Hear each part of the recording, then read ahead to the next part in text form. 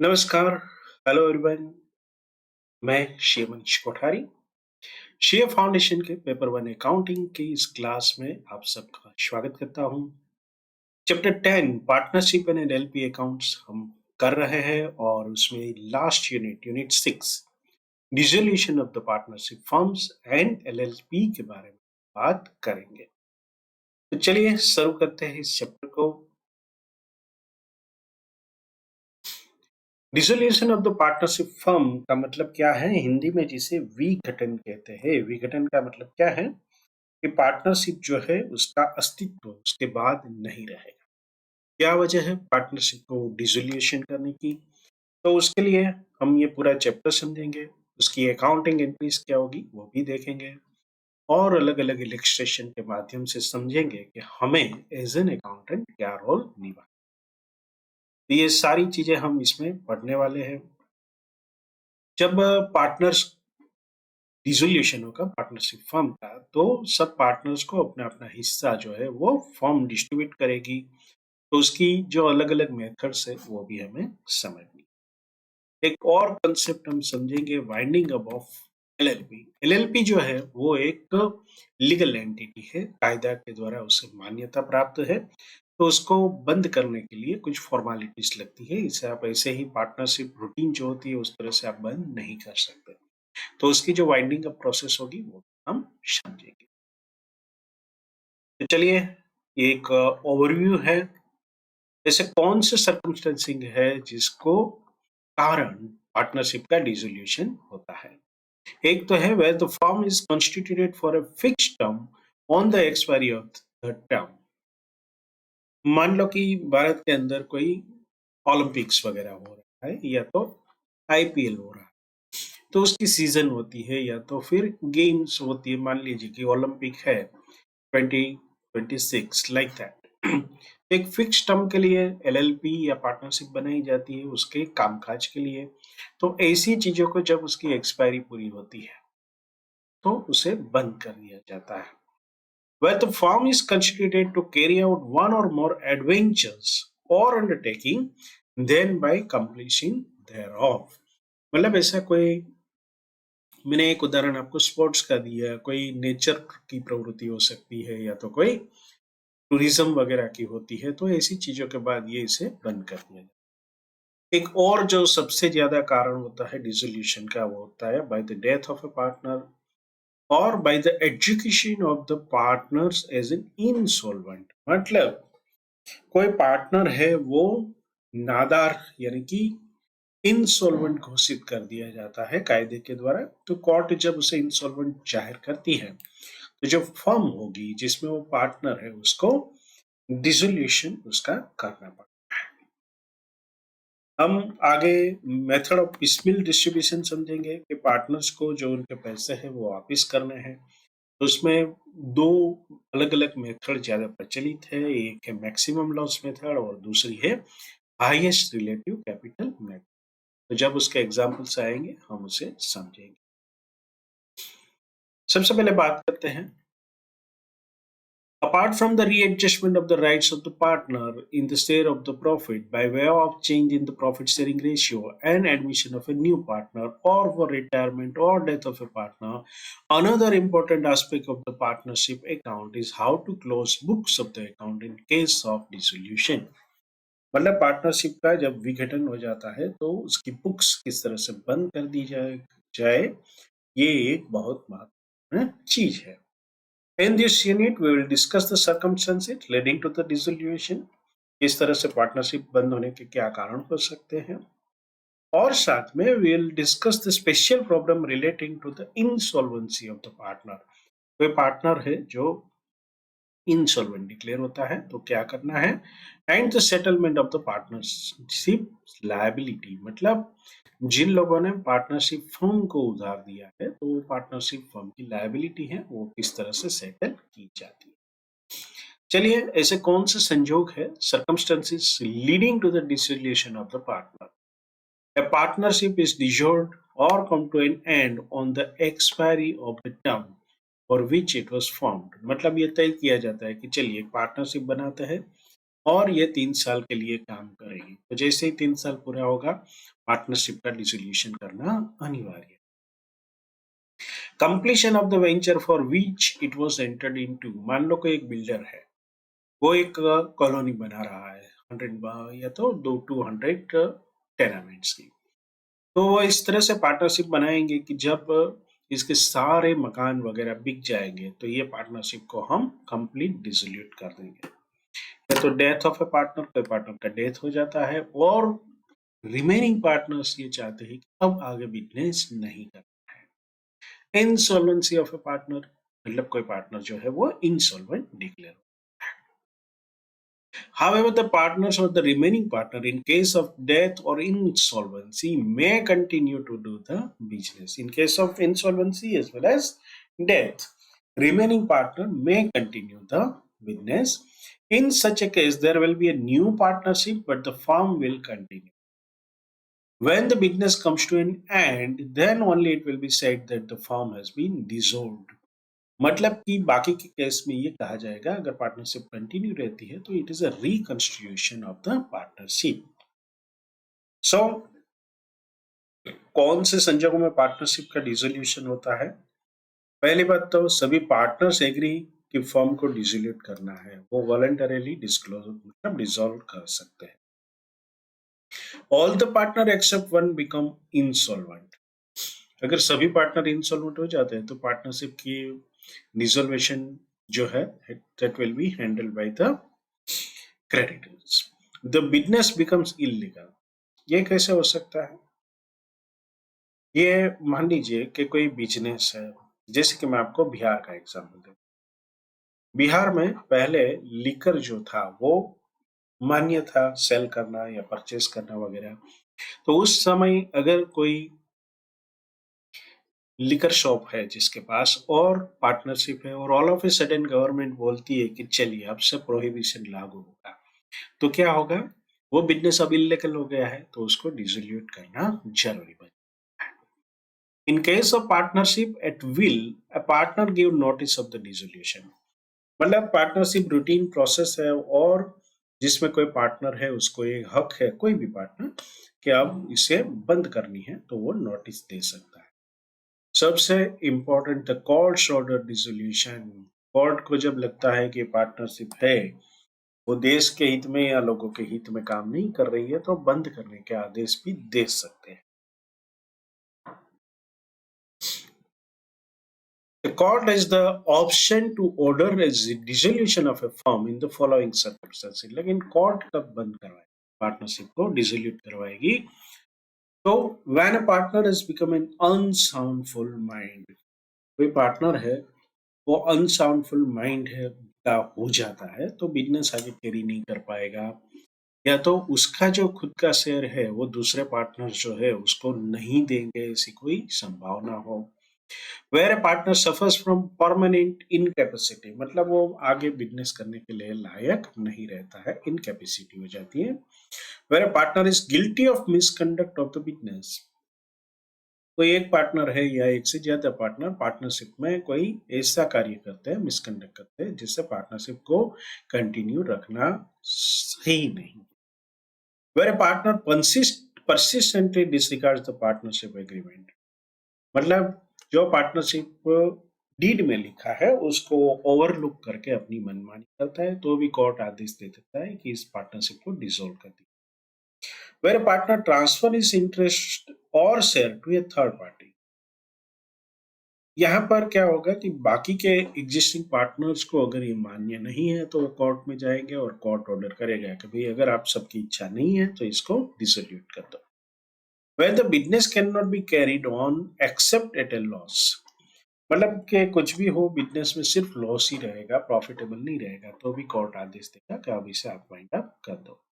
Where it appears to be just and equitable, मतलब न्याय की दृष्टि से ये लगता है कि अभी इस बिजनेस को चलाना ठीक नहीं है तो कोर्ट आदेश करेगी कि इसको बंद कर दे।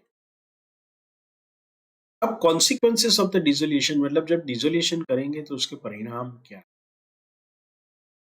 On the dissolution of the partnership, firstly, the asset of the firm, including goodwill, are realized. Then the amount realized is applied first towards repayment of liability to outsider and loan taken from the partners. Afterward, the capital contributed by the partner is repaid. And if there is still a surplus, it is distributed among the partners in the profit sharing ratio. चलिए तो यहाँ पर ये एक sequence दी है my dear friends. Exam में ये sequence होगी, इसी ऑर्डर में हमें नहीं पूछा जाएगा, तो ये हमें पता होना चाहिए कि किस सीक्वेंस में हमें पेमेंट करना है। कभी कभी तो ऐसा होगा कि पार्टनर्स को पेमेंट करते समय कुछ रकम घटेगी या कुछ ऐसे एडजस्टमेंट दिए जाएंगे जो हमें पता होने चाहिए कि ये खर्चा हमें पहले बुक करना है या इस लायबिलिटी में पहले करना है। तो सबसे पहले क्या होता है, चलिए इसको रिपीट करते हैं कि firstly the asset of the firm including goodwill are realise, मतलब जो भी एसेट्स है गुडविल समेत उसको रियलाइज करेंगे। उसमें से पहले लायबिलिटी ऑफ द आउटसाइडर को देंगे, फिर loan taken from the partner. अगर कुछ उसके बाद पार्टनर की लोन पेमेंट करने के बाद बचा तो पार्टनर के कैपिटल को वापस करेंगे in the ratio of their profit sharing ratio, and if there is a still a surplus, it is distributed among the partner in the profit sharing ratio.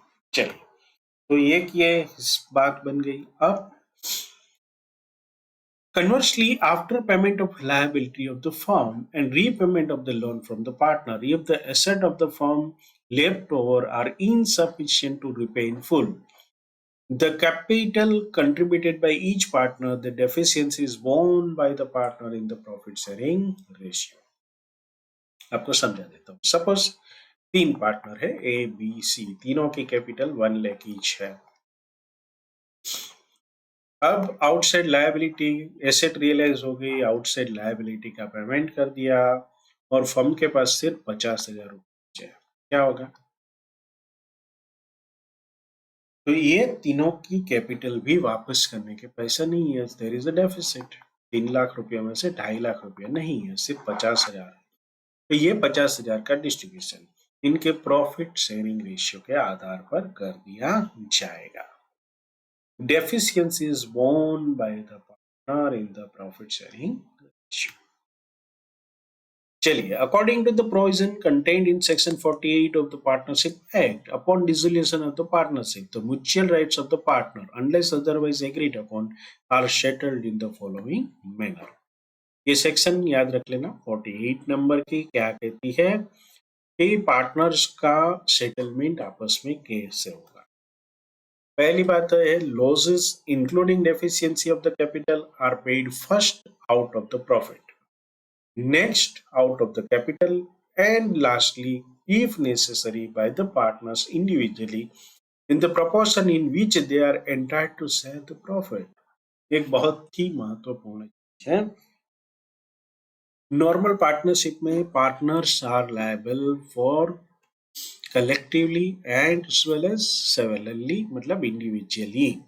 तो लॉसेस अगर बहुत ज्यादा है तो कैपिटल अगर पेमेंट कर दी, उसके बाद पहले प्रॉफिट में से पेमेंट होगा, फिर उसके बाद कैपिटल में से पेमेंट होगा, और फिर भी लॉसेस बनते हैं तो पार्टनर को इंडिविजुअली अपने प्रॉफिट के जो शेयरिंग रेशियो है उसके आधार पर पैसा लाकर भी पेमेंट करते हैं। Second, the asset of the firm including any sum contributed by the partners to make up the deficiency of the capital have to be applied in the following manner. जो भी partners है जब asset realise करते हैं तो किस manner में payment करेंगे। तो मैं जो सीक्वेंस की बात कर रहा था ये एज पर द लॉ क्या सीक्वेंस है इसको हम देख लेते हैं। In paying the debts of the firm to the third parties, मतलब थर्ड पार्टी का डेट सबसे पहले पे करना है। फिर in paying to the each partners rateable what is due to him from the firm in respect of advances as distinguished from the capital. Capital के अलावा भी अगर किसी पार्टनर ने लोन दी है फर्म को तो उसका पेमेंट करना। उसके बाद in paying to each partner what is due to him on account of the capital, उसके बाद पार्टनर को पैसा देना है। और लास्ट में अगर कुछ बच जाता है, if any, to be divided among the partner in the proportion in which they are entitled to share of the profit. और अगर कम रहा तो of course in case of deficit partners will bring in the money. चलिए अब एक तफावत समझते हैं। दो चीजें हैं, एक तो है डिसोल्यूशन ऑफ द पार्टनरशिप और दूसरा है dissolution of the partnership firm. ये दोनों चीज एक समान है? नहीं है। क्यों नहीं है? क्योंकि फर्म का अपना अलग एक वजूद है। हालांकि पार्टनरशिप एक्ट के अंदर जो 1932 है उसमें पार्टनरशिप फर्म को एक लीगल एंटिटी नहीं बताया गया है, लेकिन एलएलपी एक्ट के अंदर ये एक लीगल एंटिटी है। So partnership and partnership firms are two distinct thing, ये दोनों अलग अलग है, ये हमें समझना है। चलिए, तो पार्टनरशिप को डिसोल्यूशन करना है तो उसका मतलब क्या है? पार्टनरशिप फर्म में continue the business with the help of existing partner or with some new partners। तो सबसे पहले dissolution of a partnership refers to the discontinuance of the relation between the partners of the firm। मतलब जो भी partner है, A B C D या कोई भी हो, उसके बीच का रिश्ता जो है वो वहां पर डिसकंटिन्यू होगा। That means dissolution of the partnership. Dissolution of the firm implies that the entire firm ceased to exist, including the relation among all partners। मतलब पार्टनर का रिलेशन तो बंद ही होगा, साथ में फर्म का अस्तित्व भी नहीं रहेगा। That is the meaning of dissolution of the partnership firm. Second, partnership में क्या है? There can be change in profit sharing ratio और admission, death, retirement of the partner. Dissolution of the partnership firm में partnership firm ही exist नहीं करती है, तो ये सारी चीजें होने की संभावना नहीं है। Third one, in event of dissolution of the partnership the business continues as usual but the partnership is reconstituted. Mind well, this is very important word. Partnership का क्या होगा? रिकॉन्स्टिट्यूशन।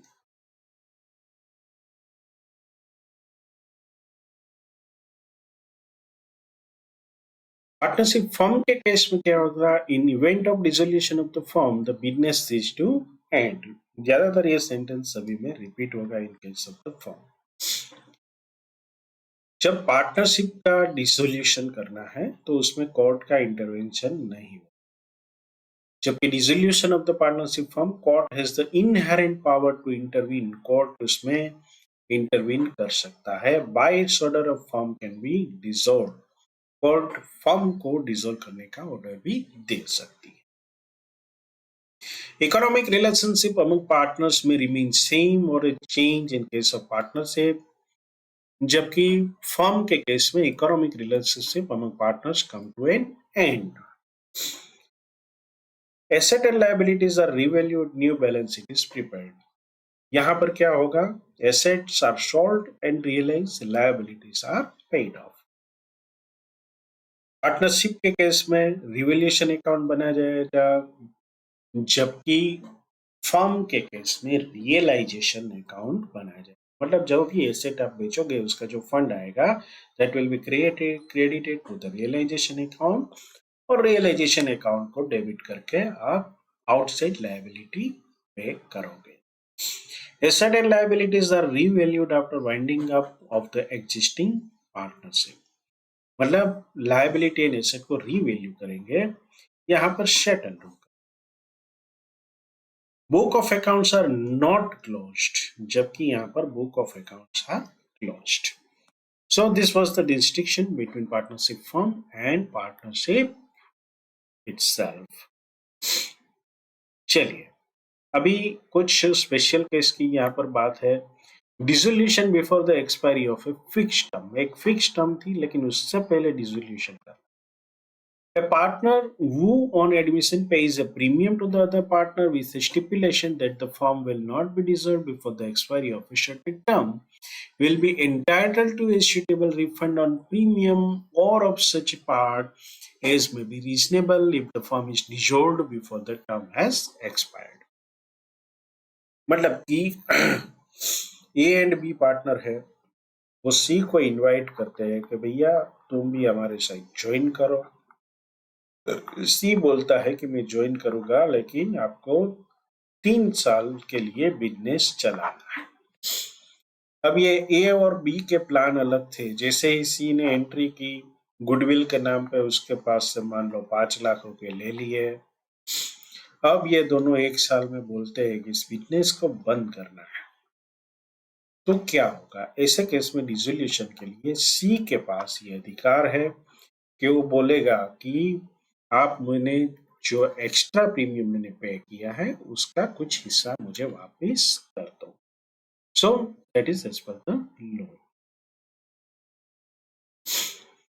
अगर no claim in this respect will arise if the firm is dissolved due to the death of a partner. अगर partner की death की वजह से ऐसा हुआ है तो कोई क्लेम नहीं होगा।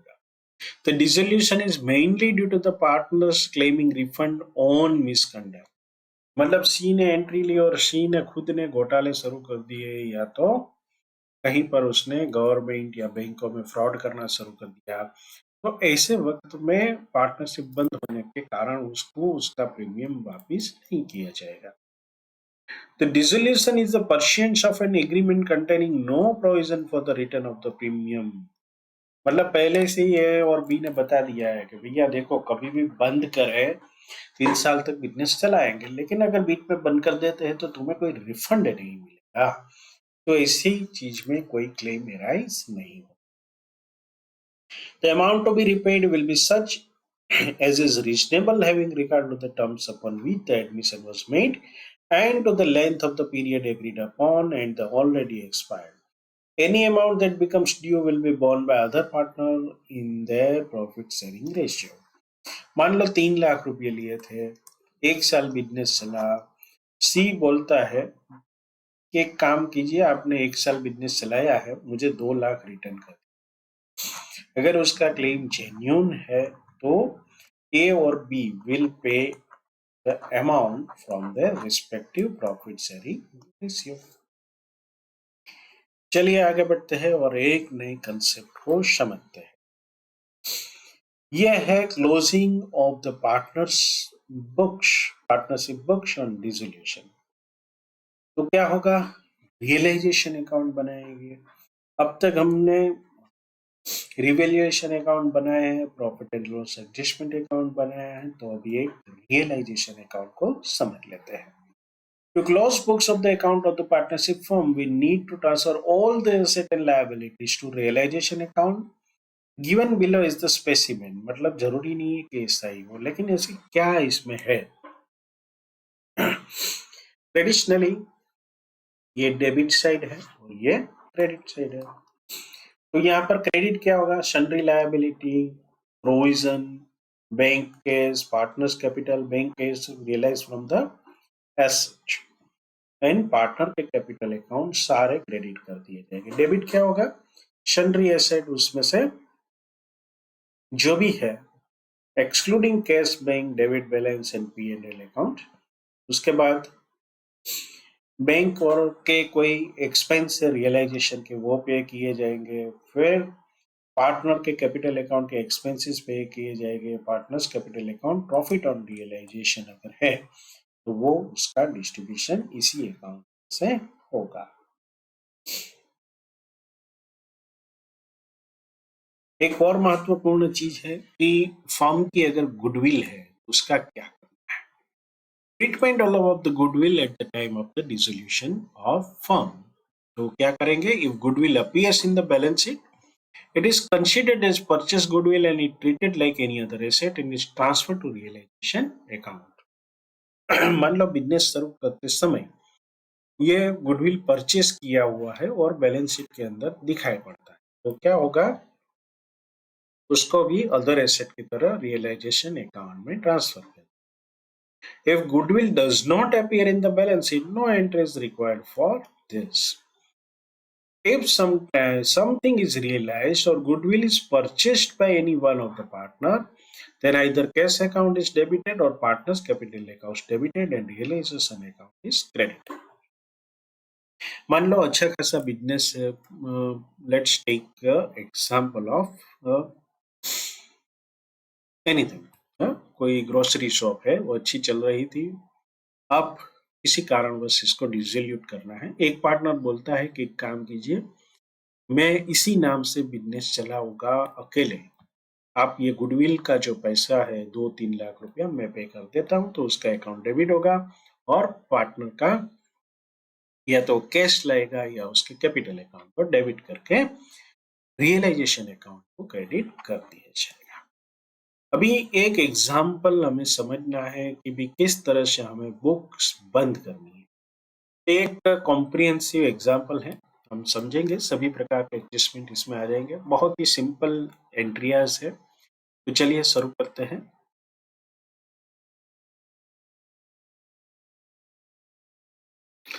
चलिए तो इस एग्जाम्पल को समझते हैं। Balance sheet of fast and quick as at December 31, 2021। तो ये पूरा बैलेंस शीट दिया हुआ है। फास्ट एंड क्विक से तो profit in the ratio of 3:2 on 1st Jan 2022. The firm was dissolved. Fast took over the patent at a valuation of ₹5,000। तो यहाँ पर पेटेंट जो है वो फास्ट ने 5,000 पे करके परचेस कर लिया। The other heads realized is under 45,000 plant and machinery जिसका 40,000 था, स्टॉक का सिर्फ 22 रियलाइजेशन हुआ। सन्ड्री डेटर्स कुल मिला के 19,000 था, लेकिन 18,500 रुपया जो है वो उनको रियलाइज हुआ, मतलब 500 rupees was discount given to the debtors. The sundry creditor were paid off at a discount of 5%। sundry creditors कितने थे? 20,000, तो यहाँ पर 1,000 का डिस्काउंट मिला है। The expense amounted to 3,500। तो कुल मिलाकर ये सारी चीजों में 3,500 का एक्सपेंस हुआ है। अब हम इसके क्लोजर के स्टेप समझ रहे हैं। देखिए, इस बुक्स को क्लोज करने के लिए सबसे पहले हमें क्या करना पड़ेगा, एक रियलाइजेशन अकाउंट को ओपन करना पड़ेगा। तो ये रियलाइजेशन अकाउंट है।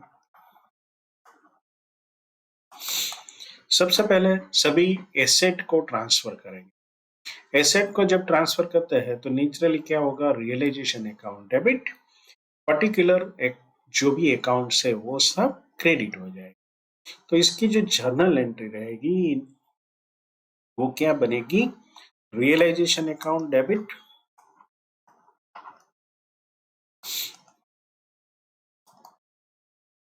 यहां पर जितने भी आप एसेट्स को क्रेडिट दोगे वो आपको बुक वैल्यू लेनी है। टू प्लांट एंड मशीनरी कितना है, 40,000। दूसरा पेटेंट कितना है, 6,000। स्टॉक कितना है, 35,000 रुपीज। और उसके बाद सन्ड्री क्रेडिटर का ओरिजिनल फिगर लेना है, टू सन्ड्री क्रेडिटर। तो ये 19,000 हो जाएगा। तो कुल मिलाकर 90,000 रुपए की एसेट्स जो थे वो हमने ट्रांसफर की है। Except case we have transfer all the cases. Okay, ये प्रोविजन फॉर डाउटफुल डेट क्या होता है, दिस इज लायबिलिटी साइड, मतलब क्रेडिट बैलेंस होता है। तो हम जो दूसरे स्टेप में ट्रांसफर करेंगे लायबिलिटी को, तब इसको टच करेंगे। सो एसेट ट्रांसफर टू रियलाइजेशन। अब दूसरा स्टेप जाहिर है ट्रांसफर ऑफ लायबिलिटी होगा। ट्रांसफर ऑफ लायबिलिटी हम जब करेंगे तो इसमें कौन सी चीजें हैं, सन्ड्री क्रेडिटर है हमारा, पार्टनर्स की लोन उसमें ट्रांसफर नहीं होती, रिजर्व नहीं होता, कैपिटल नहीं होता, तो एक ही चीज बचता है sundry creditor plus provision for doubtful debt. तो दोनों को डेबिट करेंगे, sundry creditors debit, provision for doubtful debt 1,000 to realisation account.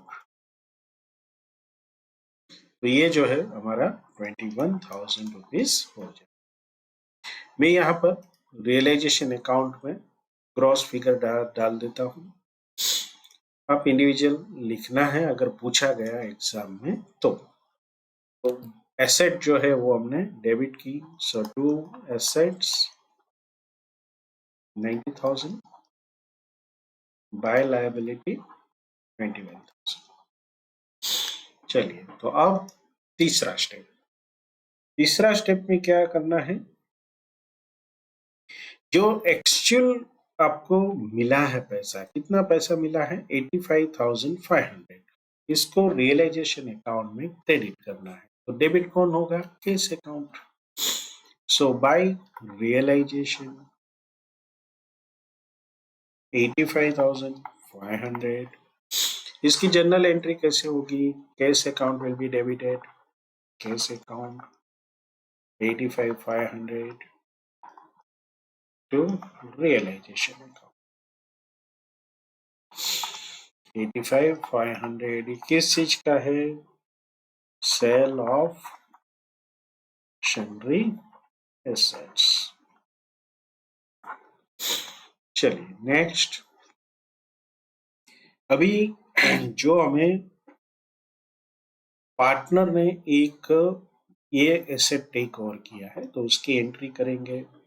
उसकी एंट्री कैसे होगी, जर्नल में सिंपल तरीका है, जिस पार्टनर ने ली है, कौन सा पार्टनर, फास्ट।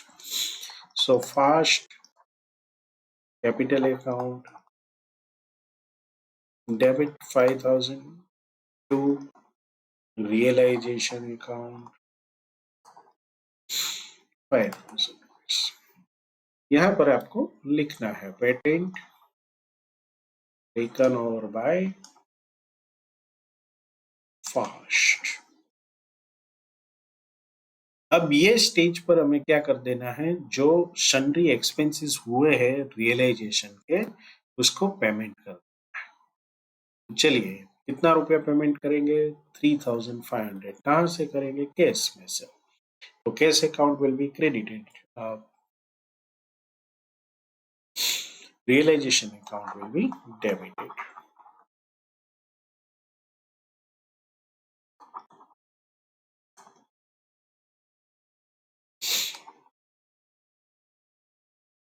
चलिए, रियलाइजेशन अकाउंट को पूरा करते हैं by fast capital account 5,000 to expenses, तो कैश अकाउंट एक्सपेंसेस पेड 3,500। तो अब देखेंगे कि हमने सारी एंट्रियां ऑलमोस्ट कवर कर ली है।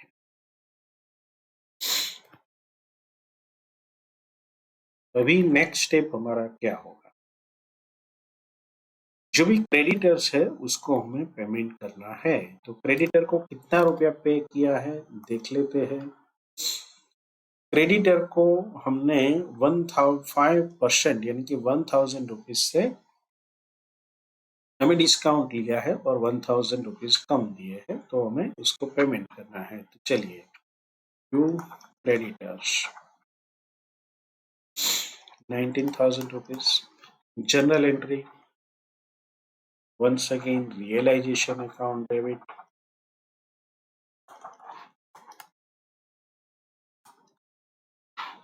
to cash account। वैसे केस की बहुत सारी एंट्रियां हो चुकी हैं, तो हम केस का अकाउंट भी बनाना चाहिए, लेकिन अभी छोड़ देते हैं इसको।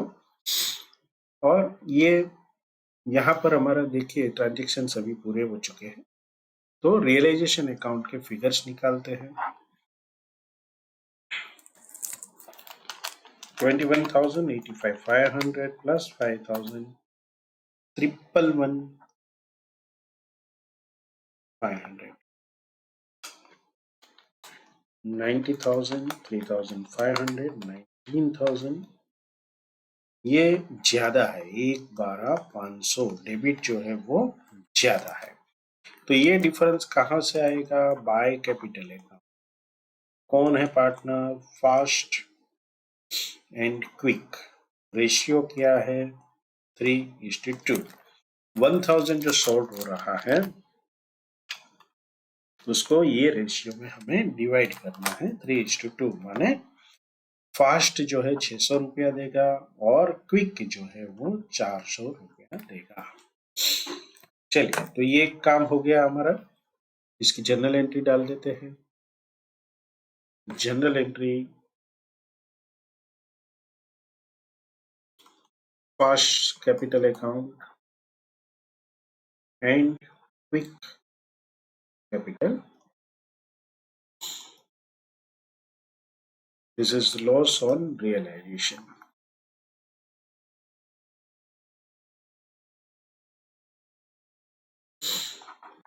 Loss on realization. चलिए, तो ये काम हमारा हो गया। रियलाइजेशन अकाउंट हमने क्लोज कर दिया। अभी नेक्स्ट स्टेप क्या होगा हमारा? ऑफ कोर्स पार्टनर्स के कैपिटल अकाउंट को मेंटेन करते हैं। पार्टनर्स के पास और क्या है? देखिए, एक फास्ट की लोन हमें पे करनी है क्योंकि जनरल रिजर्व हम उसके बाद ट्रांसफर करेंगे। तो सबसे पहले क्या करेंगे? फास्ट को पे कर देंगे। किस चीज से पे करेंगे? कैश से कर देंगे। तो जनरल एंट्री क्या होगी? फास्ट का loan account, fast loan account, debit 10,000 rupees to cash. तो चलिए, फास्ट की लोन लिक्विडेट कर दी गई, इसे रीपेमेंट कहते हैं।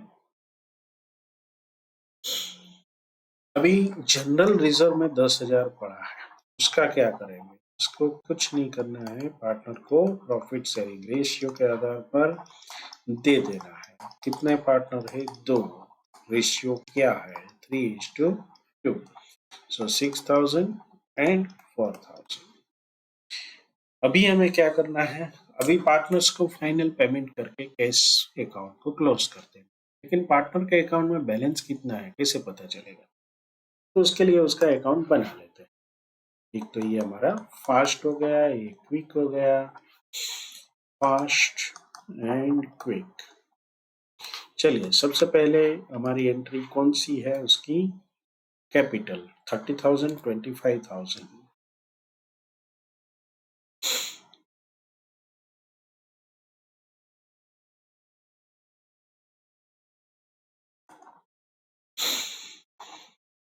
By balance brought down by general reserve. General reserve 6,000 और 4,000 अभी हमने देखा मिला उसे। फिर फास्ट का लोन अकाउंट हमने कैश से बंद किया, तो इसको टच करने की आवश्यकता नहीं है। अब पहले से पूरी जनरल एंट्री देख लेते हैं। फास्ट और क्विक की कहीं पर भी एंट्री है तो उसे देख लें। फास्ट का 5,000 डेबिट हुआ है towards the payment of patent. ये एंट्री हमने कर दी।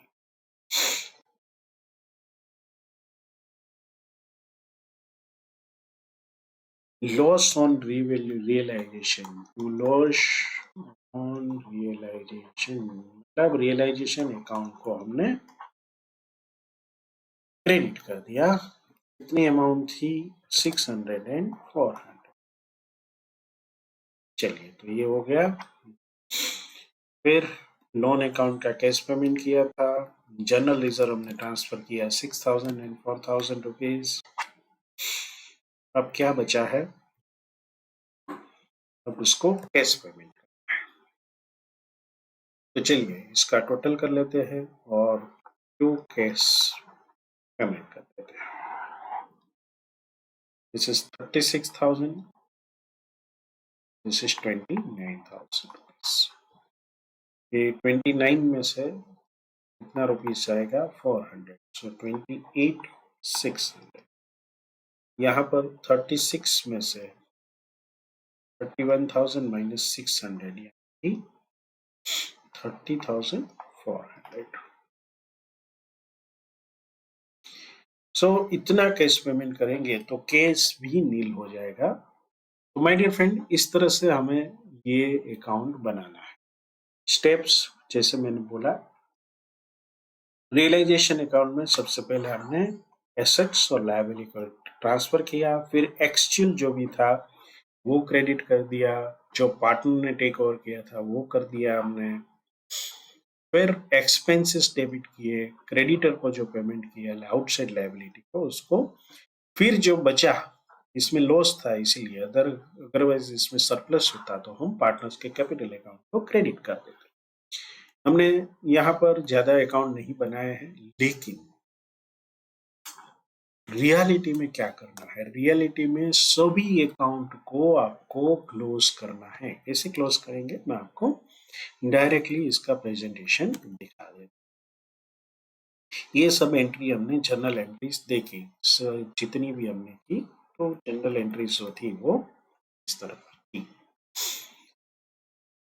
लेकिन उसके बाद जो अकाउंट्स को क्लोज करने हैं वो किस तरह से करने हैं, तो देखिए, फाइनल पेमेंट फास्ट का कैपिटल अकाउंट 30,400, ये जनरल एंट्री छूट गई है मेरे से। ये एंट्री फाइनल एंट्री होगी, इस तरह से होगी।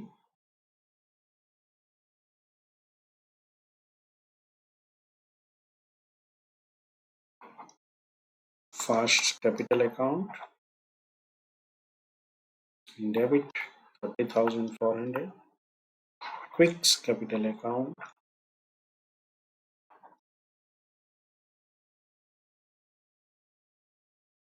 28,600, so this is 59,000 to cash account. Amount paid to partners on capital। चलिए, तो ये हो गया। तो ये हमारी फाइनल जर्नल एंट्री थी। अब उसके बाद आपको लेजर अकाउंट्स क्लोज करने हैं, जैसे कि प्लांट मशीनरी का अकाउंट जैसे ही हमने जर्नल एंट्री डाली थी उस तरह से इसको बंद करना है। फिर पेटेंट अकाउंट को बंद किया हमने, stock account, machinery, provision for doubtful debt, sundry creditor, parts loan, general reserve account, realisation account. Realisation में लॉस आ रहा था तो लॉस, ये हमारा कैश अकाउंट। कैश अकाउंट में जितनी भी प्लस माइनस थी ये ओपनिंग बैलेंस रहेगा, फिर 85,500 रियलाइजेशन, और सभी एक्सपेंसेस जितना क्रेडिटर्स को पे किया, फास्ट की लोन अकाउंट, और लास्ट में दोनों पार्टनर्स को पेमेंट। इंडिविजुअल कैपिटल अकाउंट ये ऑलरेडी हमने बनाए थे, दोनों पार्टनर के एक साथ बनाए हैं, ये आप देख सकते हैं। So how this type of the some is solved. Exam में अगर इतना बड़ी चीजें एक साथ पूछते हैं तो मार्क्स ज्यादा होगा, तो घबराने की आवश्यकता नहीं है। लेकिन ये पूरा नहीं पूछते हैं, इनमें से कुछ न कुछ हिस्सा अलग अलग से पूछा जाता है।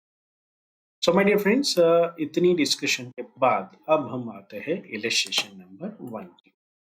चलिए शुरू करते हैं।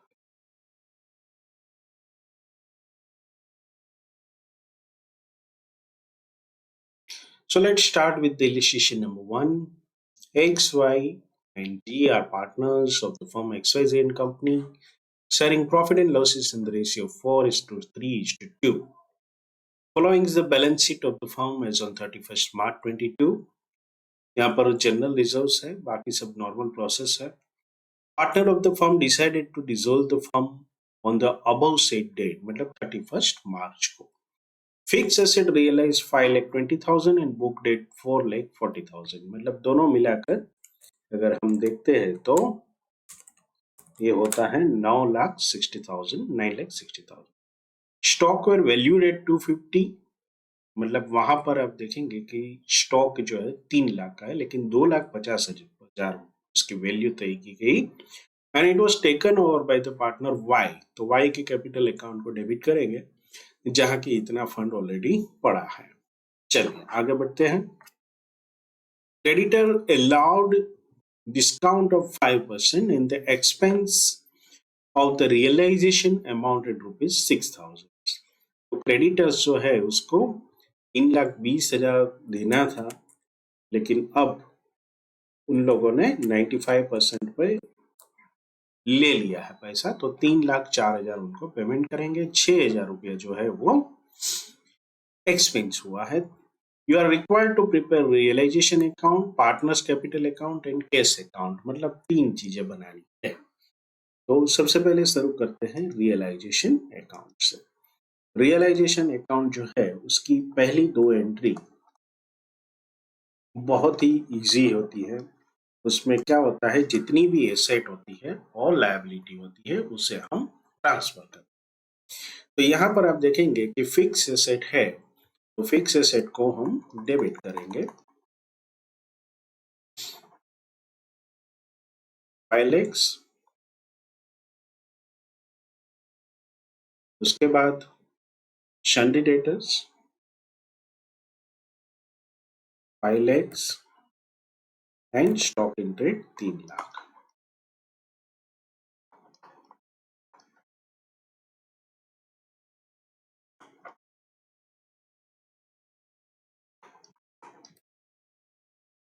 कैश इन हैंड को हम टच नहीं कर।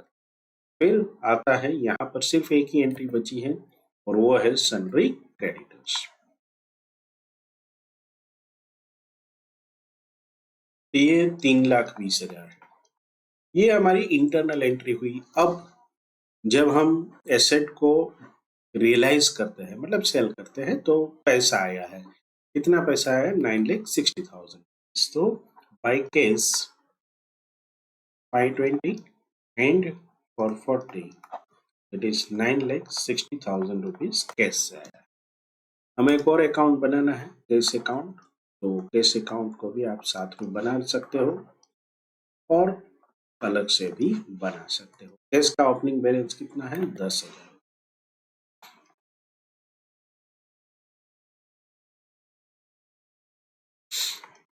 टू एसेट रियलाइजेशन कितना रुपया आया? 9,60,000। चलिए, stock were valued at 250 and it was taken over by the partner Y. तो सबसे पहले एंट्री करते हैं यहाँ पर बाय वाई रियलाइजेशन अकाउंट में 2,50,000 रुपया आए हैं। हम जानते हैं कि पार्टनर्स के कैपिटल अकाउंट में कितने पार्टनर है हमारे? 3, X Y and Z. X Y and Z. By balance कितना रुपया है इनके अकाउंट में? 432, 4 लाख, 3 लाख, 2 लाख। इनका प्रॉफिट शेयरिंग रेशियो भी 4:3:2 है। चलिए, तो अब जी जो है, मतलब वाई है, उसने टू स्टॉक, लेकिन ये पैसा स्टॉक कम नहीं लिखेंगे, क्या लिखेंगे? To realisation account. और ये 2,50,000 इन्होंने स्टॉक के लिए जो पेमेंट किया उसकी एंट्री हमने डाल दी। तो यहाँ पर हमने ये एंट्री कर दी, ये कर दी। अभी आगे देखते हैं क्या है। Creditors allowed discount of 5% in expense realisation. तो 2 कैश पेमेंट करने हैं। एक कैश पेमेंट क्या है? बाय क्रेडिटर्स 3,20,000 का 95% यानी कि 3,04,000 बाय एक्सपेंसेस 6,000। चलिए, रियलाइजेशन अकाउंट में लिख लेते हैं, ये डेबिट होगा टू क्रेडिटर्स। कितना रुपया? 3,04,000 टू एक्सपेंसेस कितना रुपया? 6,000।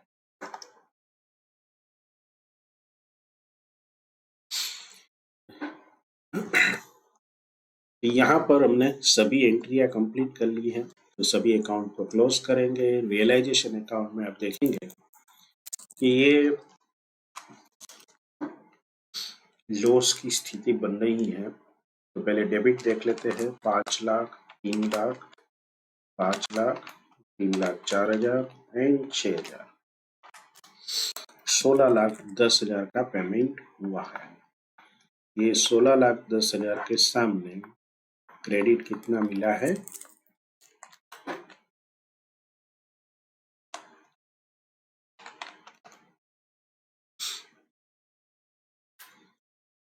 So there is a shortfall of 80,000 rupees.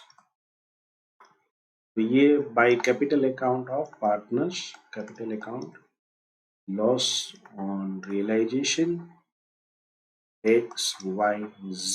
Ratio 4:3:2.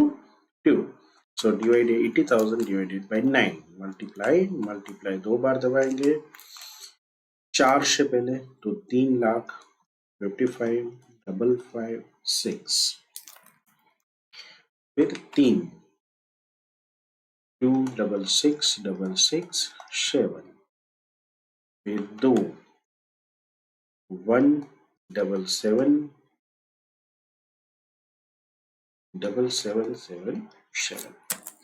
चलिए, तो इस तरह से हमने बाइफरकेट कर दिया है।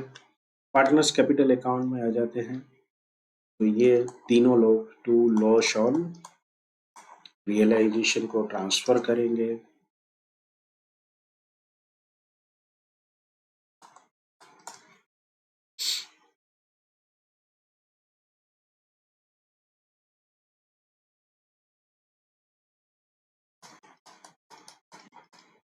चलिए, अब आते हैं मेन एग्जाम्पल की ओर। यहाँ पर एक हमारे पास जनरल रिजर्व पड़ा है।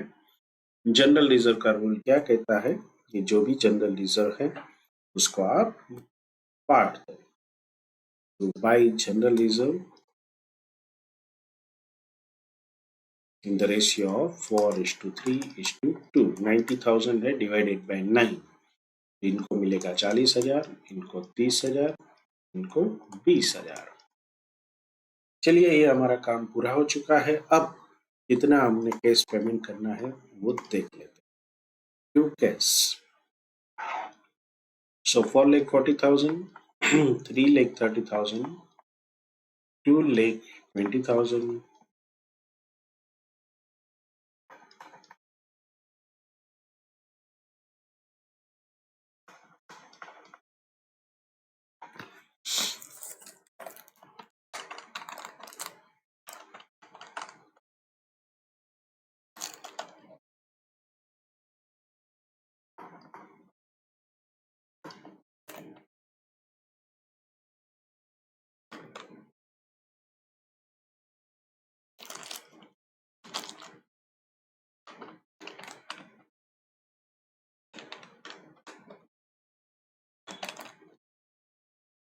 $53,333।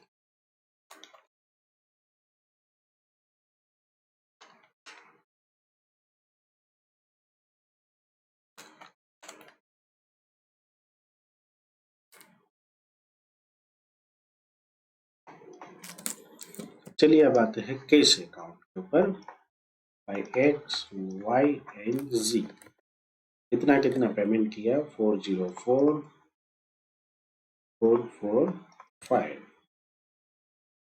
553,333, फिर 202,323। तो ये कैश अकाउंट की हमारी एंट्री है। चलिए, टोटल मिला लेते हैं। ये 9,70,000 होगा।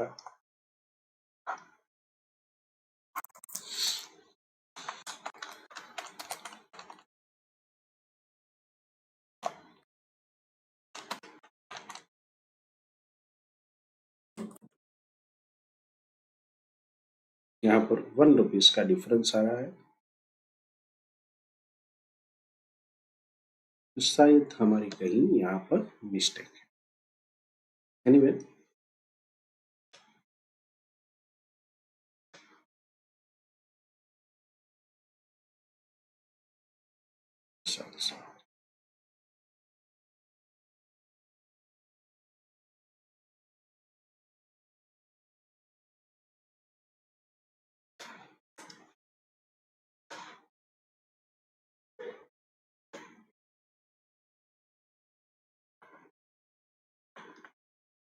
सो दिस वाज वेरी सिंपल सम। कुछ नहीं था, सिर्फ कंसेप्ट समझने के लिए ये इलस्ट्रेशन बनाया गया है। चलिए समझते हैं। पहले रियलाइजेशन अकाउंट, सबसे पहले एसेट और लायबिलिटी को ट्रांसफर करना, फिर जो भी रियलाइजेशन आया उसे क्रेडिट करना, फिर आउटसाइड पेमेंट, उसके बाद जो भी बचता है that will be given to the capital, मतलब पार्टनर्स कैपिटल अकाउंट।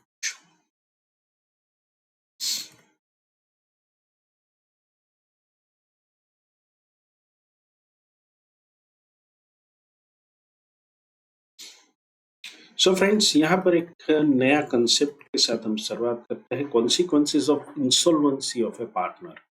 मतलब कोई पार्टनर है और वो इंसॉल्वेंट हो जाता है, मतलब वो अपने डेट के पैसे चुकाने में सक्षम नहीं रहता है, कोर्ट के वो अप्लाई करता है या बाहर के कोई व्यक्ति अप्लाई करता है और कोर्ट उसे बोल देती है कि व्यक्ति इंसॉल्वेंट है।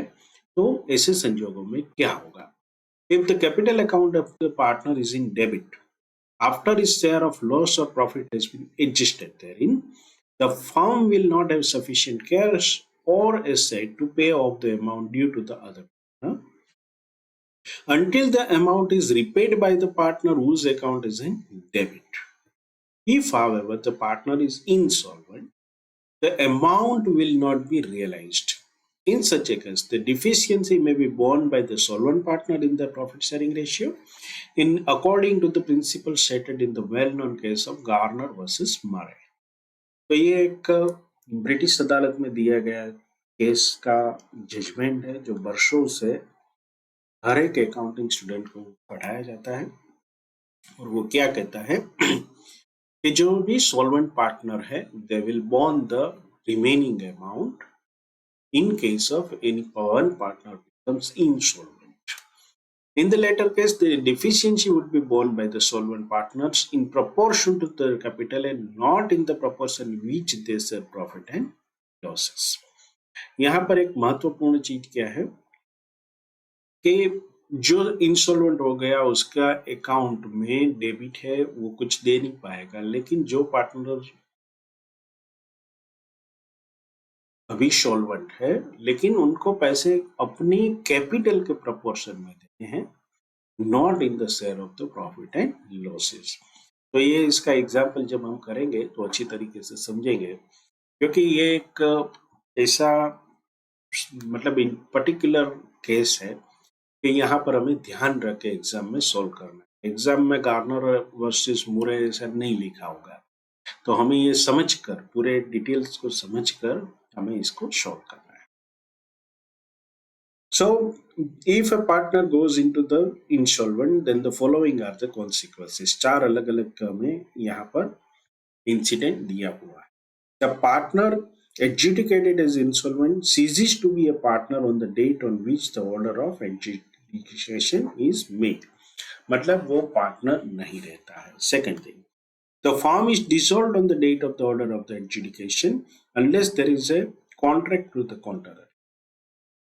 अगर पार्टनरशिप डीड में लिखा है कि भाई पार्टनर्स अगर कोई एक इंसॉल्वेंट हो जाएगा तो पार्टनरशिप डिसॉल्व नहीं होगी, तो ही ये डिसॉल्व नहीं होगी, otherwise on the day of adjudication he will be A partnership firm will be treated as dissolved.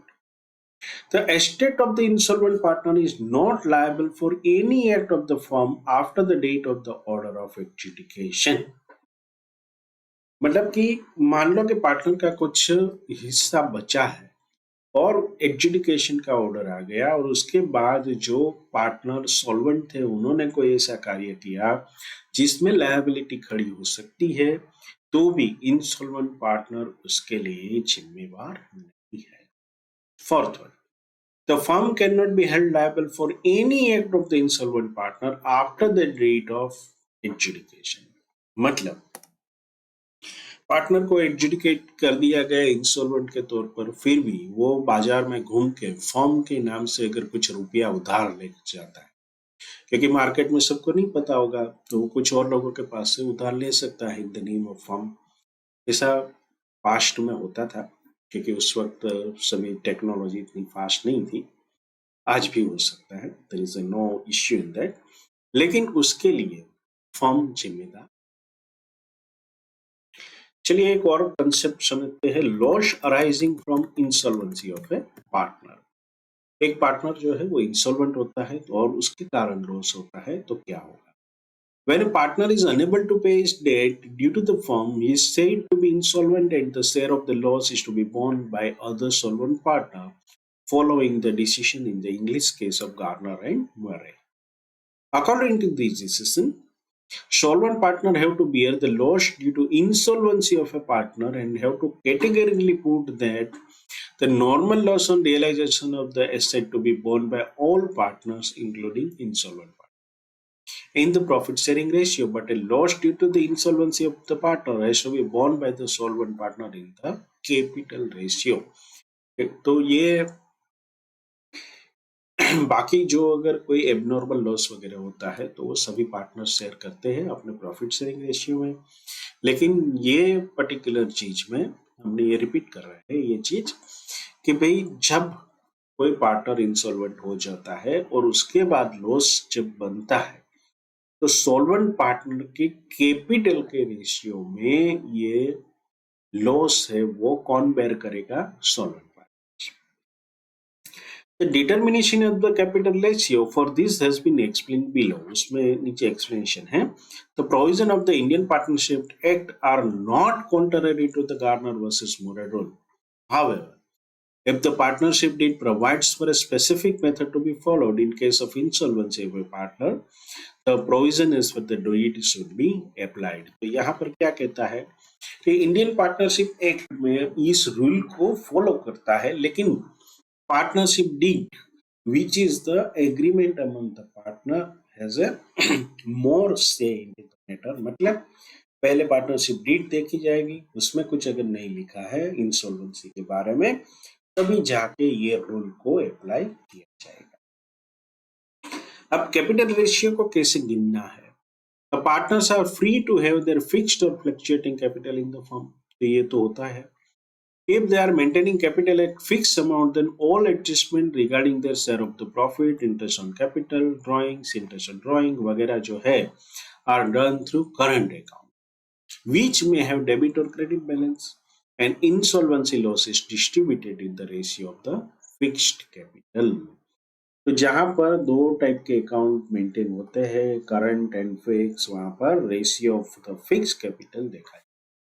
Second, if the capitals are not fixed and all transactions relating to the drawing profit interest are passed through capital account, then balance sheet of the business should not exhibit current account of the partner, and capital ratio will be determined after adjusting all the reserves and accumulated profit to the date of dissolution, all drawing to the date of the dissolution, all interest on capital drawing on the date of the dissolution, but before adjusting the profit or loss on realization account. मतलब एक entry को छोड़ के सब adjustment हो जाना चाहिए, या तो प्रॉफिट या लॉस रियलाइजेशन अकाउंट में जो शो होता है उसके सिवा तमाम प्रकार के एडजस्टमेंट कैपिटल अकाउंट में हो जाने चाहिए। If some partner is having a debit balance in his capital account and is not insolvent, then he cannot be called upon to bear the loss on account of the insolvency of the other. मतलब कि अगर कोई partner ने ज्यादा drawing कर लिया था और नेट कैपिटल उसकी नेगेटिव में आ रही है on the date of dissolution, तो जो लॉस इंसॉल्वेंसी के कारण हुआ था उसमें उसको कोई हिस्सा देने की आवश्यकता नहीं है, सिर्फ सोलवेंट पार्टनर के कैपिटल बैलेंस को देखा जाएगा, ऐसा यहाँ पर प्रावधान। चलिए एक और किस्सा है जिसमें इंसॉल्वेंसी ऑफ ऑल पार्टनर, सभी पार्टनर जो है वो इंसॉल्वेंट एक साथ हो जाते। When the liabilities of the firm cannot be paid in full out of the firm's asset as a personal asset of the partner, then all partner of the firm are said to be insolvent. हम जानते हैं कि partner की liability क्या है इन case of normal partnership, jointly and severally. मतलब कि पहले तो फर्म की पूरी एसेट्स में से पेमेंट कर दिया जाएगा आउटसाइड क्रेडिटर को, उसके बाद इंडिविजुअल पार्टनर की खुद की एसेट्स देखी जाएगी, वो एसेट भी सफिशिएंट नहीं है तो सभी पार्टनर्स को इंसॉल्वेंट माना जाएगा। Under such circumstances, it is better not to transfer the amount of creditors to realization account. The balance of the creditors account is transferred to deficiency account. मतलब जो भी लॉस हो रहा है उसको यहाँ पर डेफिशिएंसी नाम दिया गया है कि जो भी मतलब पेमेंट करने में कम हो रही है अमाउंट, उसे डेफिशिएंसी कहते हैं। तो ये डेफिशिएंसी अकाउंट में क्रेडिटर के पैसे को लाया जाएगा। क्रेडिटर में भी paid the amount available including the amount contributed bye the partner. The unsatisfied portion of the creditor account is transferred to the capital account of the partner in the profit sharing ratio. Then capital accounts are closed. In doing so, first close the partner's capital account which is having the worst position. The last account will be automatically closed. ये आप जब हम example करेंगे तो आप अच्छी तरह से समझ पाएंगे। इसमें करना क्या है कि जो भी क्रेडिटर का पैसा है उसको हम रियलाइजेशन अकाउंट के बजाय कहाँ से मूव करेंगे, डेफिशिएंसी अकाउंट में। और unsatisfied portion of the creditor, suppose creditor को 5 लाख देना था लेकिन अभी तक 4 लाख रुपया ही हम दे पाएंगे, तो क्या होगा, 1 लाख जो है वो अनसेटिस्फाइड पोर्शन है, is transfer to the capital account the partner in the profit sharing ratio. मतलब 3 पार्टनर है तो तीनों के अकाउंट में जो उसका प्रॉफिट शेयरिंग रेशियो उसके आधार पर डाल देंगे। Then capital accounts are closed, उसके बाद कैपिटल अकाउंट क्लोज होगा। In doing so, first close the partner's capital account which is having the worst position, मतलब जो नेगेटिव में है या तो जिसमें सबसे कम बैलेंस है उसको पहले बंद करेंगे। The last account will be automatically closed. चलिए तो अब शुरू करते हैं हमारा इलस्ट्रेशन नंबर 2।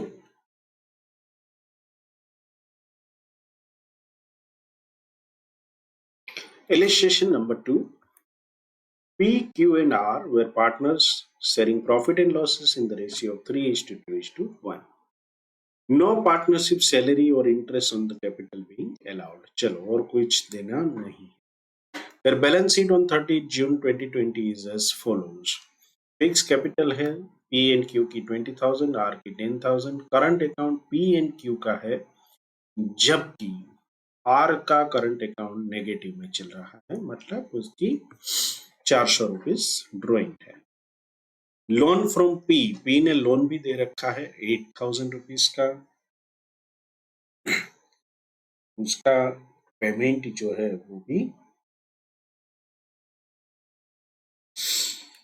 देखना पड़ेगा आगे, अगर फंड रहा तो। फिर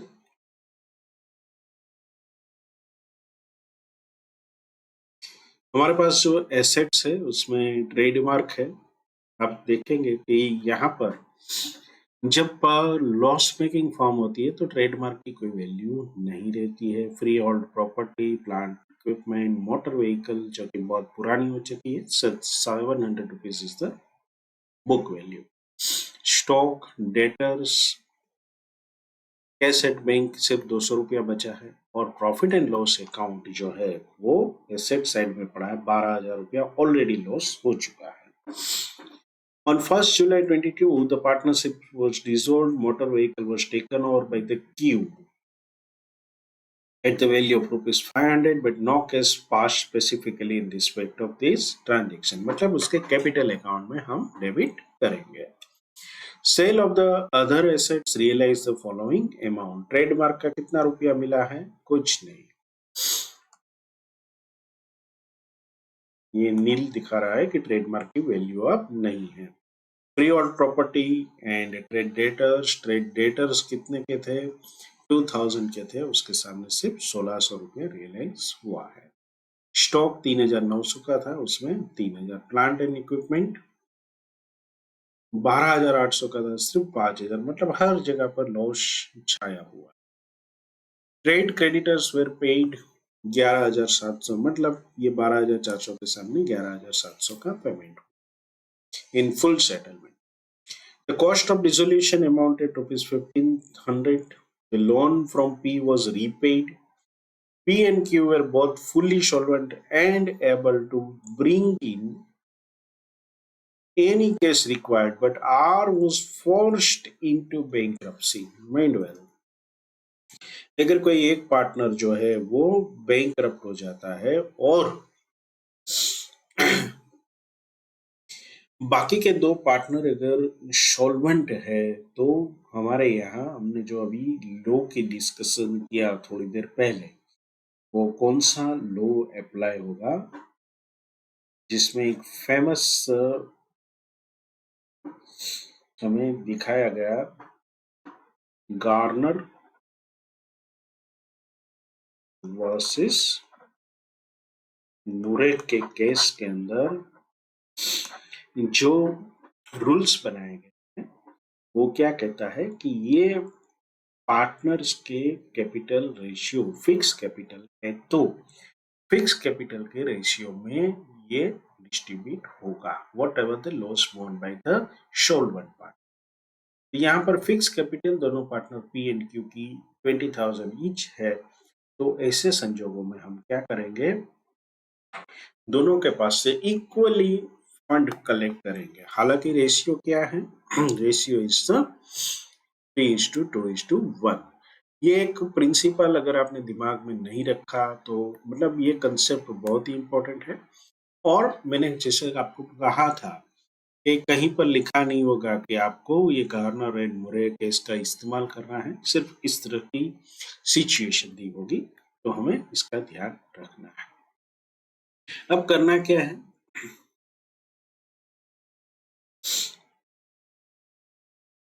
R is forced into bankruptcy and was only able to bring 1/3 of the amount due। मतलब जो भी अमाउंट ड्यू होगा उसका कितना पैसा वो ला सकता है, 1/3। एक तो है कैश एंड बैंक अकाउंट बनाना है, रियलाइजेशन अकाउंट बनाना है, पार्टनर्स फिक्स कैपिटल अकाउंट बनाना है। हालांकि हमें दोनों की एंट्री है, ये जो करंट अकाउंट हो गई उसकी एंट्री को समझकर हमें कैपिटल अकाउंट में जाना पड़ेगा, तो उसके लिए एक वर्किंग नोट बनेगा। तो हमें कुल मिलाकर 4 अलग अलग चीजें बनानी, कैश एंड बैंक अकाउंट, दूसरा रियलाइजेशन अकाउंट,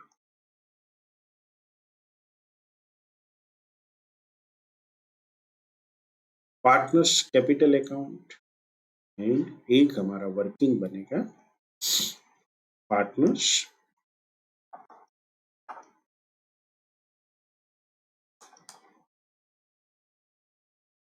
करंट अकाउंट। हालांकि कैश अकाउंट पहले बनाने के लिए बोला है, लेकिन प्रैक्टिकली हमें करना पड़ेगा रियलाइजेशन अकाउंट पहले। तो रियलाइजेशन अकाउंट जो है वो बना लेते हैं पहले। सबसे पहले क्या करना है, एसेट ट्रांसफर, उसके बाद लायबिलिटी ट्रांसफर। एसेट ट्रांसफर बहुत ही इजी चीजें हैं, सभी को बुक वैल्यू पर आपको ट्रांसफर करना है। तो चलिए फटाक से शुरू कर देते हैं। टू ट्रेडमार्क,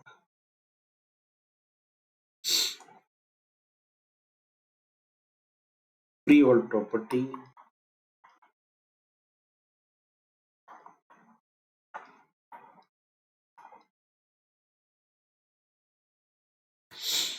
उसके बाद है plant and equipment,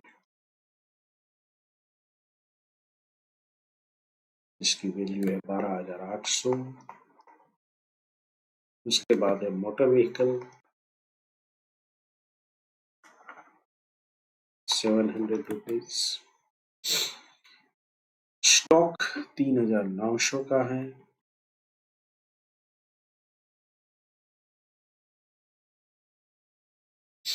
Sunday debtors हम ये ग्रॉस अमाउंट लेंगे 2,000 वाली।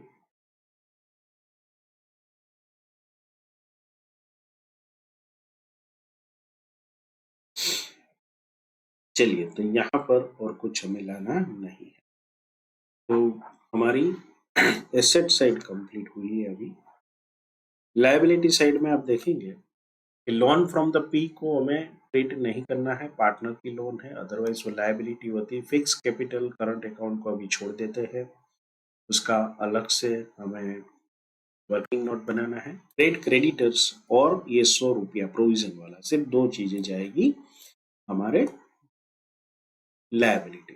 Bye trade creditors 12,400 by provision और बैड डेट। सो अभी क्या हुआ है, जो एसेट रियलाइज हुई है उसकी एंट्री डाल देते हैं। कुल मिलाकर 4 एंट्री है। By bank, free hold, planting equipment, stock, trade debtors. 7,000, 5,000, 3,000, 1,600।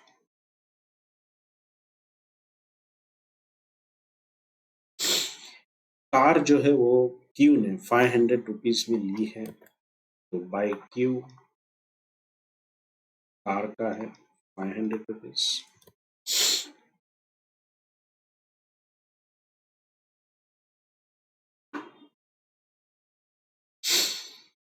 Trade creditor को 11,700 टू ट्रेड क्रेडिटर 11,700 पे किया है। And amount cost of dissolution 1,500 है टू एक्सपेंसेस। ये बैंक अकाउंट से हम पे करेंगे 1,500। चलिए लॉस की वैल्यू निकाल लेते हैं।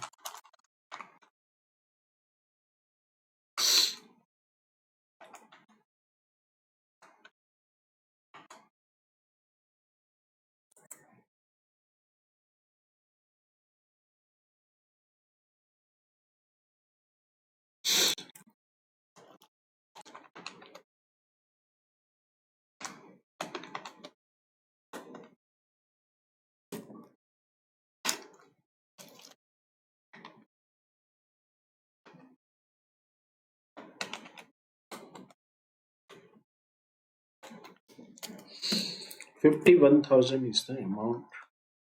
यहाँ पर प्रॉफिट शेयरिंग रेशियो लगेगा। By capital account, loss transfer, P, Q और आर 3:2:1। 51,000 को डिवाइड करेंगे 6 से, सो 8,500। क्यू का 17,000, remaining 25,500 from the P। चलिए बनाते हैं partners capital account P Q are.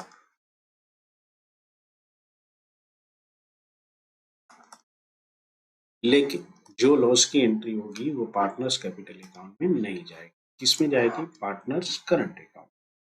तो पहले पार्टनर्स करंट अकाउंट बना लेते हैं और करंट अकाउंट का बैलेंस जो है कितना कितना है वो देख लेते हैं।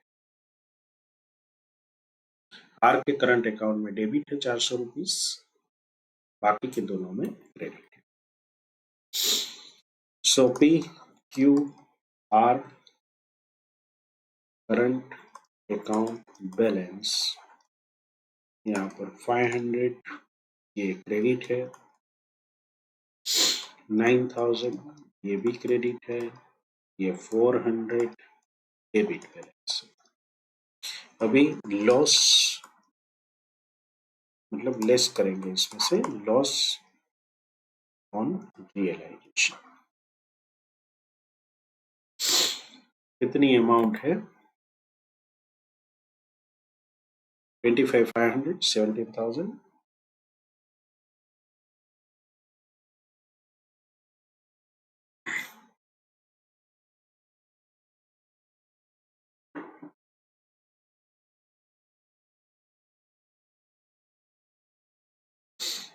यहाँ पर ये जो लॉस ट्रांसफर करेंगे वो हमारा बैलेंस शीट वाला होगा 12,000।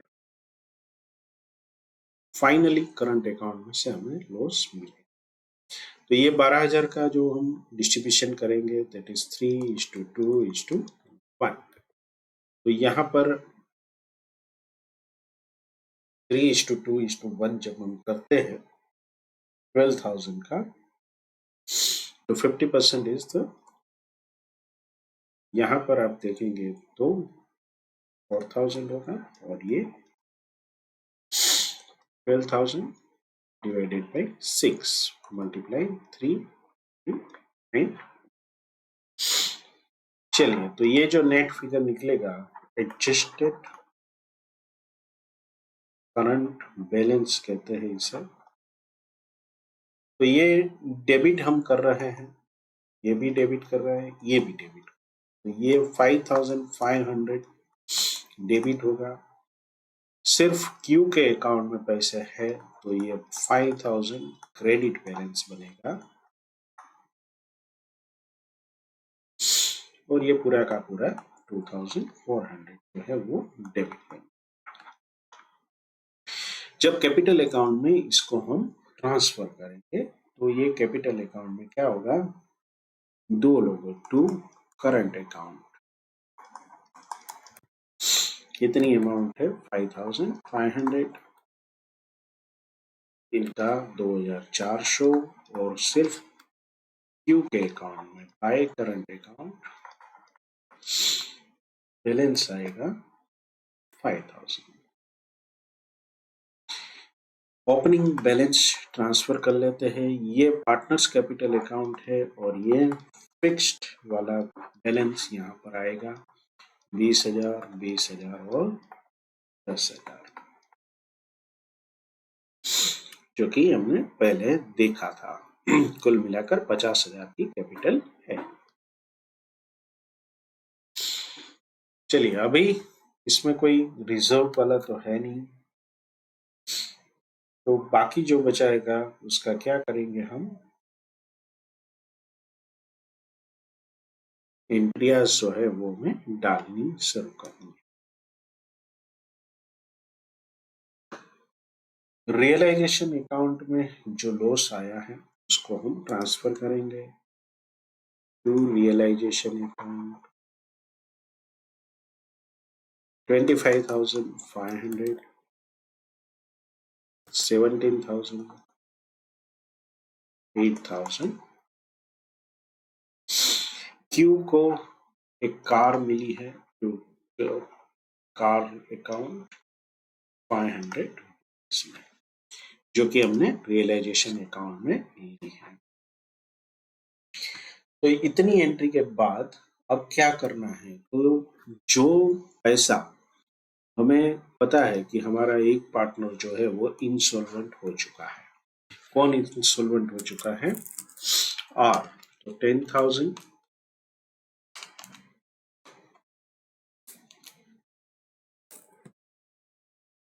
तो आप देखेंगे कि आर के अकाउंट में उसको पैसा लाना है लेकिन वो पूरा नहीं ला पाए। तो कितना रुपया लाना है आर के अकाउंट में, 10,000 में से माइनस करेंगे 2,400 माइनस 8,500, 900। कुल मिलाकर 900 रुपीज उसे लाना है लेकिन वो नहीं ला पा रहा है। वो कितना ले पा रहा है, by bank R 300 rupees, 1/3 of 900। तो बाकी का रुपया कहाँ से आएगा, बाकी के रुपया जो है वो दो लोग देंगे। So to R capital, R's capital account, एक तो हमारा ये मासिक पी और आर, सॉरी क्यू, ये दोनों को इक्वल क्यू देना है। वो जो मिस्टर गार्नर एंड मरे के केस में हुआ था वो इनको लागू होगा। तो ये कुल मिलाकर 600 रुपया। अब आर का अकाउंट जो है वो टैली हो जाएगा। अब बाकी की जो चीज बचती है वो इन दोनों को पेमेंट कर देंगे। चलिए देखते हैं कि क्या परिस्थिति है।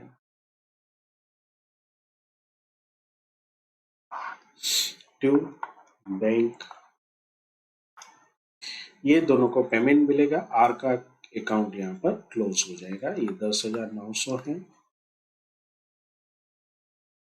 ये 10,900। चलिए क्यू के अकाउंट में क्या हालत है,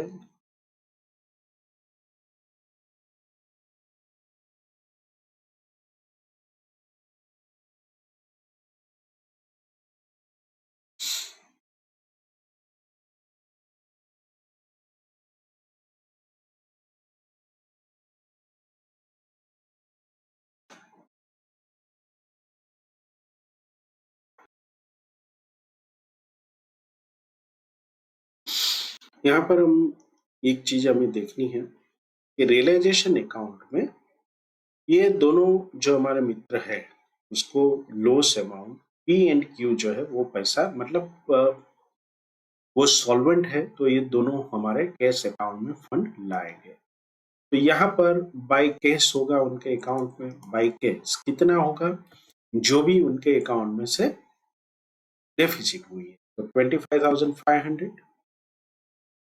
ऐसा क्यों करना पड़ रहा है, क्योंकि फर्म में ऑलरेडी लॉस था, तो अब इसमें और कोई चारा नहीं। तो ये 17,000। तो यहाँ पर आप देखेंगे कि इसके अकाउंट में अभी हम कितना बैलेंस पे करेंगे। सो 20,000 प्लस 5,000 प्लस 17,000, तो ये 42,000 होगा। 42,000 में से 17,500 माइनस 300, तो 24,200 हमें पे करना है क्यू को। ये कैश पेमेंट होगा, जिससे अकाउंट पूरा बैंक और केस का क्लोज हो जाएगा। अभी पी के अकाउंट में 20 प्लस 25 500, दैट इज 45,500।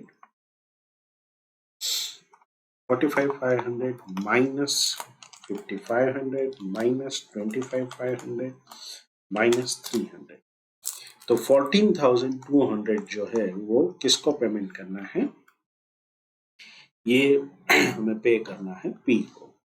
तो चलिए कैश अकाउंट शुरू करते हैं। कैश अकाउंट की ओपनिंग बैलेंस क्या है? ओपनिंग बैलेंस मेरे ख्याल से सिर्फ 200 रुपया ये समथिंग थी। Let's see it. Cash at bank जो है वो 200 रुपया है।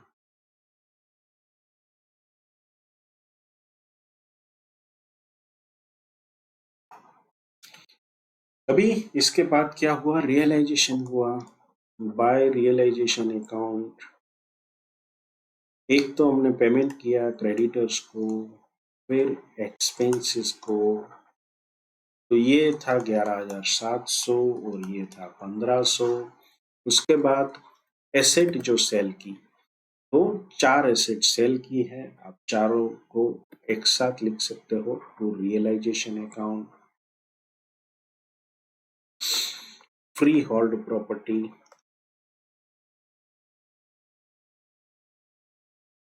उसके बाद है प्लांट एंड इक्विपमेंट 5,000, 3,000 एंड 1,600। कुल मिलाकर ये कितनी अमाउंट है stock and trade creditors.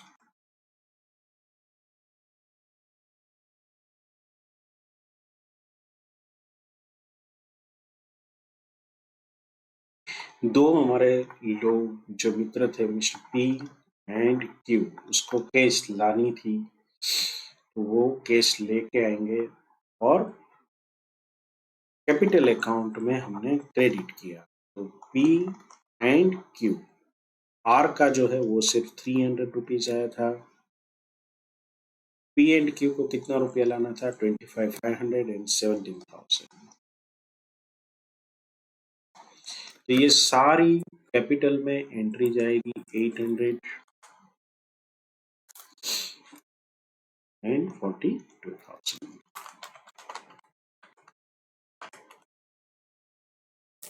So this is 59,600। दो पेमेंट करने के बाद हमें दो लोगों को और पेमेंट देना है। कैपिटल अकाउंट में दोनों के फिगर है 14,200, 24,200।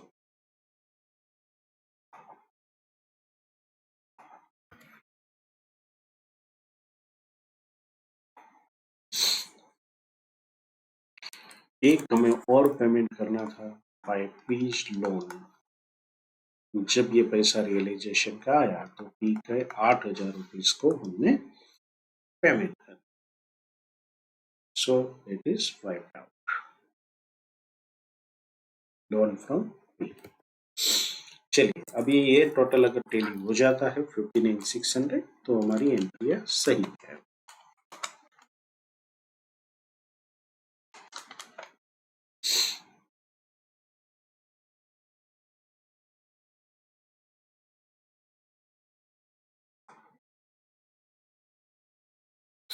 चलिए, सो इट इज 59,600। तीन चीजें हमें बनाने के लिए बोला था, कैश अकाउंट, रियलाइजेशन अकाउंट जिसमें लॉस ही लॉस था, पार्टनर्स कैपिटल अकाउंट, वर्किंग हमने जो किया उसमें क्या किया, लॉस को हमने ट्रांसफर किया और करंट अकाउंट बैलेंस में से एडजस्ट करके इसको हम कैपिटल अकाउंट में ले गए। तो ये इलस्ट्रेशन नंबर 2 था। इसमें बहुत सारे अलग अलग कंसेप्ट थे, खास करके ये गार्नर एंड मरे वाला, तो ये आपको अच्छी तरह से समझ के प्रैक्टिस कर। चलिए बैलेंस देख लेते हैं, इनके अकाउंट का प्रेजेंटेशन बाय ICAI।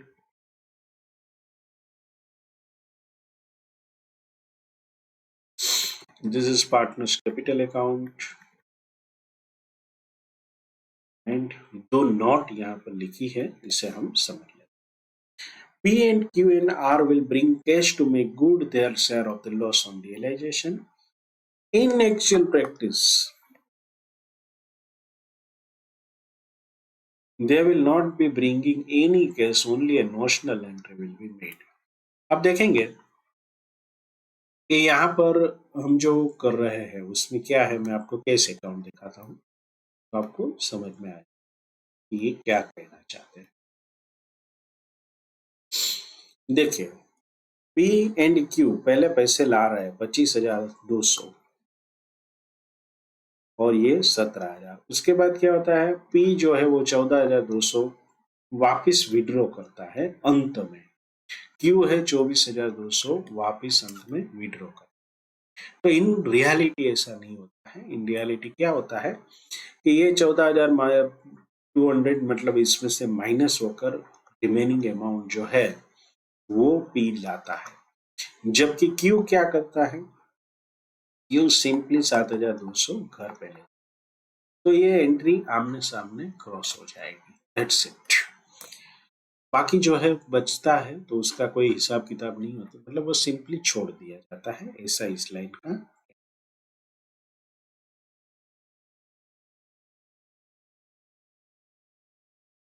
सेकंड जो नोट है, on following Garner versus more rule, solvent partner P and Q have to bear the loss due to the insolvency of a partner R in their fixed capital ratio. तो are के insolvency का कारण 900 रुपए का loss आया था, जिसमें से 300 रुपया उसकी एस्टेट में से मिला, बाकी के 600 को 300 के रुपीस जो है वो P and Q ने बेयर किए, जो हमने देखा। तो दिस वाज इलस्ट्रेशन नंबर 2। अब आते हैं हम इलस्ट्रेशन नंबर 3 के।